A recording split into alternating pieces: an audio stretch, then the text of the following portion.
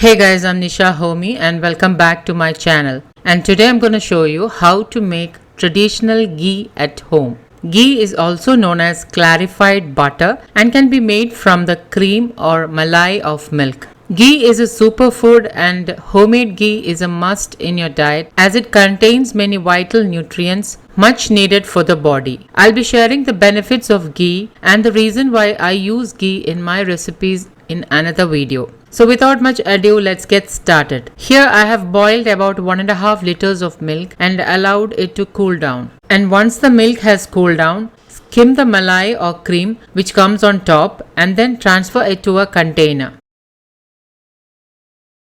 And then keep the container in the freezer. Now I collect malai every day like this until the container is full. Note that you keep the container in the freezer and not in the fridge when you are collecting the cream daily. Now once the container is full, I keep it outside the freezer and allow it to come to room temperature. Now you can straight away start making ghee with this cream or malai, but to make ghee in the traditional Ayurvedic way, you need to do a small process, and so for that I have transferred the cream into a bowl and adding in some curd and allow it to set overnight. This process is highly recommended to make traditional desi ghee. The probiotics in the curd is much needed for making ghee in the traditional way. Now mix it very well and cover it with a plate and keep this overnight to set. Okay, now the malai curd is completely set and ready to make ghee. Now if you don't plan to make ghee right away, you can store the malai cream in the fridge for about 2 to 3 days. Now transfer the malai curd into a blender.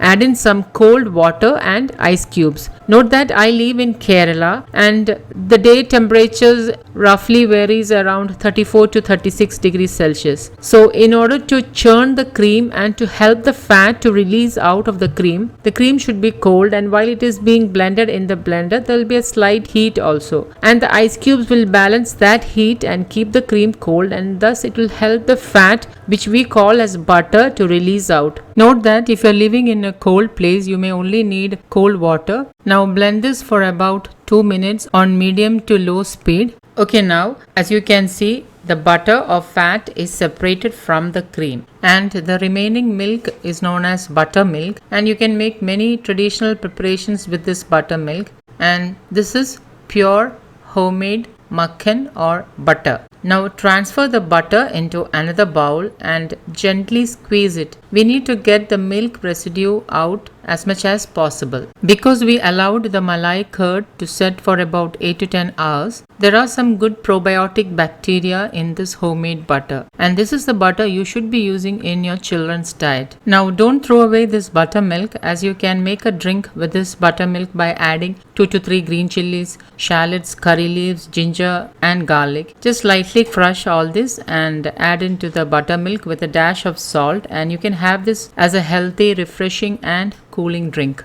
To make good quality butter, you need to remove the milk solids as much as possible. So for that I am again adding in some cold water, as cold water will firm up the butter and it's easier to handle. As I am rinsing the butter gently, you can see that the milk solids are coming out. Now rinse the butter thoroughly and then drain off the water. Now repeat this process for about 5 to 6 times or until the water is clear. Now if you're going to store this as butter, you should keep it refrigerated, and if you want to make salted butter, just add salt to the water. Okay, I have rinsed the butter about 6 to 7 times, and now the water is clear and the butter is ready to make ghee.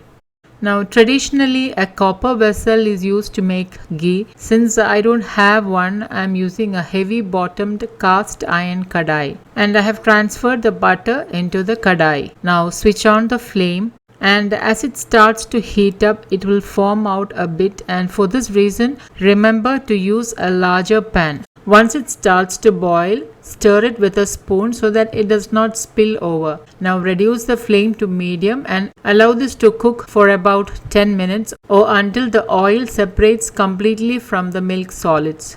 Now unlike butter, ghee does not have any milk solids, and that is why ghee is recommended for people who has lactose intolerance. Remember not to keep the flame on high as the milk solids may caramelize and give a caramelized flavor.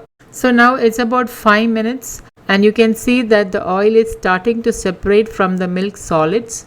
Remember, this is a cast iron kadai and it retains more heat. So cooking process will be a lot faster than a steel or an aluminum pan. Now it's about 8 minutes and the oil is almost separated. Keep stirring at this point so that the separated milk solids does not stick to the pan and give out a burnt flavor. Okay, it's about 9 minutes and the oil is more clear and yellow, and at 10 minutes I am switching off the flame and allowing it to further cook with the residue heat. But make sure you stir till the heat comes down a little. Now allow this to cool down completely and then pour the ghee into a glass jar through a strainer. And my homemade ghee is ready.